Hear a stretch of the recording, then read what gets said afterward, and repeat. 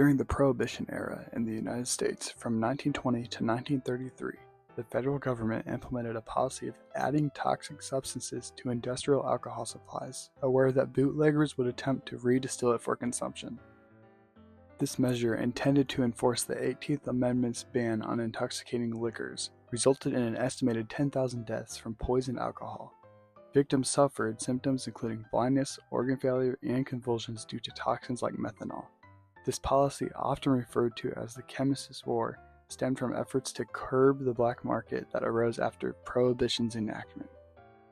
In this video, we examine the historical context from the temperance movements that led to the ban, to the government's escalation of denaturing practices, and the human cost that followed. Drawing on declassified documents and contemporary accounts, we'll explore how a law aimed at reducing social ills instead contributed to widespread fatalities. Let's begin with the origins of Prohibition. Prohibition's foundations date back to the early 19th century, when alcohol consumption in the United States averaged about 7 gallons of pure alcohol per person over age 15 annually, primarily through whiskey and cider. Saloons proliferated, often associated with social issues like poverty and domestic violence, prompting reform efforts. The temperance movement gained momentum with the American Temperance Society's foundings in 1826, which advocated abstinence and labeled alcohol as a societal poison. By the 1850s, more than a dozen states had implemented local bans, though many were later repealed. The Women's Christian Temperance Union, WCTU, established in 1874 under the Frances Willard, linked alcohol to family hardships, with members sharing accounts of husbands' wages lost to saloons. The Anti-Saloon League, ASL, founded in 1893 by Howard Hyde Russell, shifted focus to political lobbying. Led by Wayne Wheeler from 1901, the ASL employed pressure politics, endorsing candidates based solely on their anti-alcohol positions and raising substantial funds to influence elections. Wheeler stated, "I do not care what party a man belongs to. If he is dry, he is with us." World War I accelerated the push. Anti-German sentiment targeted immigrant-owned breweries. In the 1917 Food and Fuel Control Act restricted liquor production to conserve grain.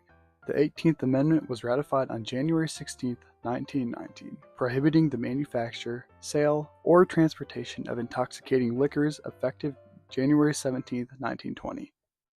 The Volstead Act, enacted October 28, 1919, defined intoxicating as over 0.5% alcohol and outlined enforcement.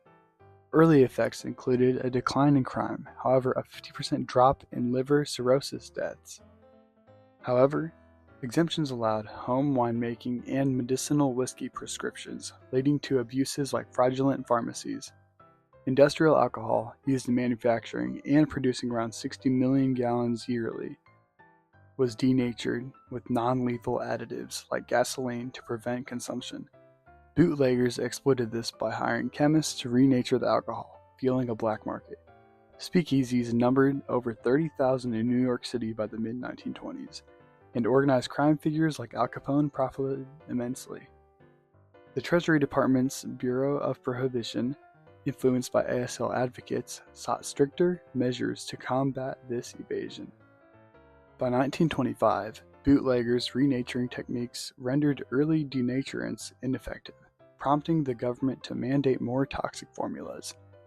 In 1926, the Treasury Department approved Formula No. 5, requiring the addition of 4 gallons of methanol, 2.25 gallons of pyridine bases, and 0.5 gallons of benzene per 100 gallons of ethyl alcohol.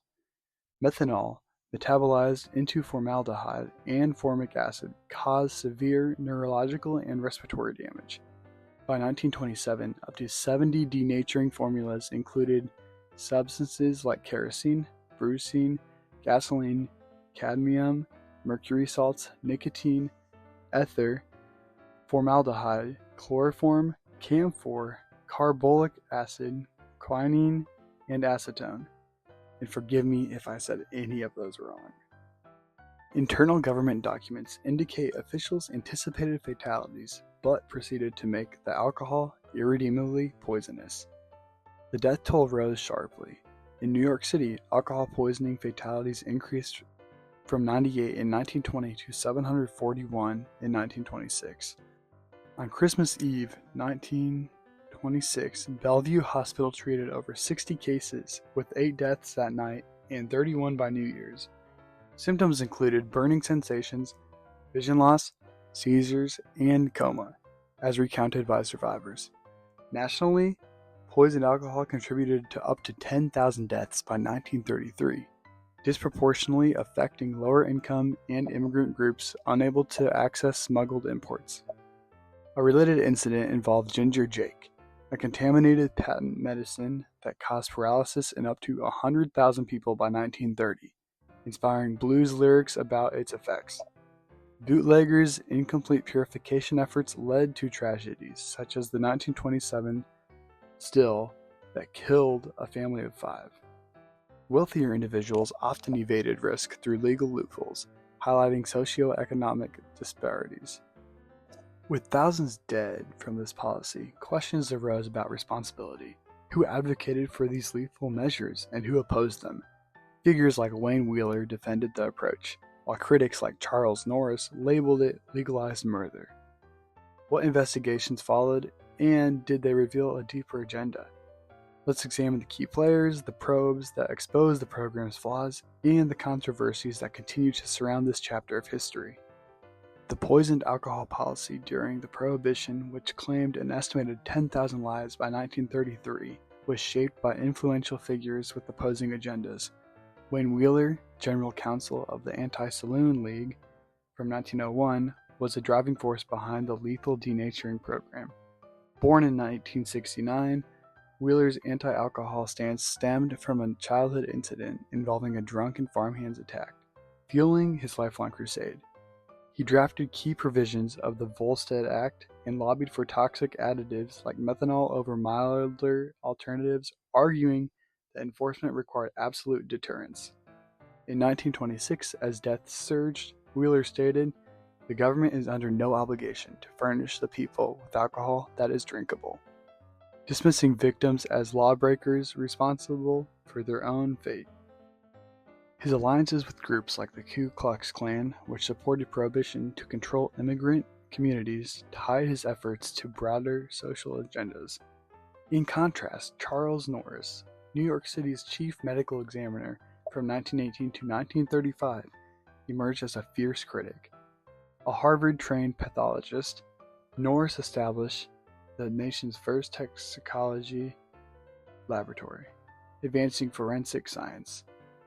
In 1926, his office recorded 741 alcohol poisoning deaths in New York City, up from 98 in 1920. On December 28, 1926, Norris publicly declared, "The government knows it's not stopping drinking by putting poison in alcohol. Yet, it continues its poisoning processes, heedless of the fact that people determined to drink are daily absorbing that poison." He labeled the policy a national experiment in extermination and held the government morally accountable. Norris, with toxicologist Alexander Gettler, conducted autopsies linking methanol and other toxins to victim deaths, publishing his findings that fueled public outrage. His press conferences prompted headlines, with the New York Times reporting on the crisis in 1927. Senator Edward I. Edwards of New Jersey echoed Norris, calling the policy legalized murder in congressional debates. A 1927 letter from a physician to Norris described a patient's death. He suffered intense pain. His vision faded, and he convulsed before succumbing. Congressional investigations followed, notably the 1931 Wickersham Commission, which examined Prohibition's enforcement failures. The commission found that the denaturing program failed to curb bootlegging while contributing to thousands of deaths in up to 100,000 cases of Jake leg, paralysis from contaminated patent medicines like Jamaica ginger. Despite these findings, the Volstead Act's legal framework protected officials from prosecution. The Great Depression, beginning in 1929, intensified calls for repeal, as legalizing alcohol promised economic benefits through taxation and job creation. The poisoned alcohol program sparked significant controversy, with internal documents revealing that officials anticipated fatalities yet proceeded. Historical analyses suggest the policy disproportionately affected lower-income and immigrant communities who relied on cheap bootleg liquor, while wealthier individuals accessed safer alcohol through prescriptions or smuggling. A 1927 editorial observed, "The rich sip scotch, the poor die by the government's hand," highlighting the disparity. Some historians argue the program reflected eugenics-era sentiments, with figures like Wheeler expressing anti-immigrant views that aligned with targeting marginalized groups. The Anti-Saloon League, supported by religious groups and industrialists like John D. Rockefeller, viewed Prohibition as a means of social control. Contemporary critics, including bootleggers and musicians, condemned the policy as deliberate sabotage, with blues songs referencing government murder. Medical professionals led by Norris advocated for non-toxic denaturants, but dry advocates blocked reforms, even as deaths peaked in 1927. The policy's failure to stop drinking, speakeasies continued to thrive, raised questions about its true intent.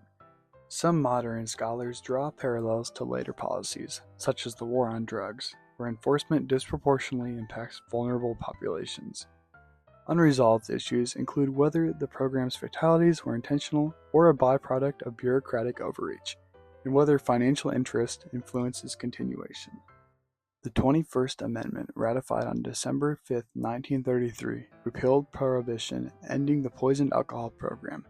Economic pressures from the Great Depression, including the need for tax revenue and jobs, drove its repeal. The program's estimated 10,000 deaths left a lasting mark, exposing the risk of enforcement policies that prioritize ideology over human welfare.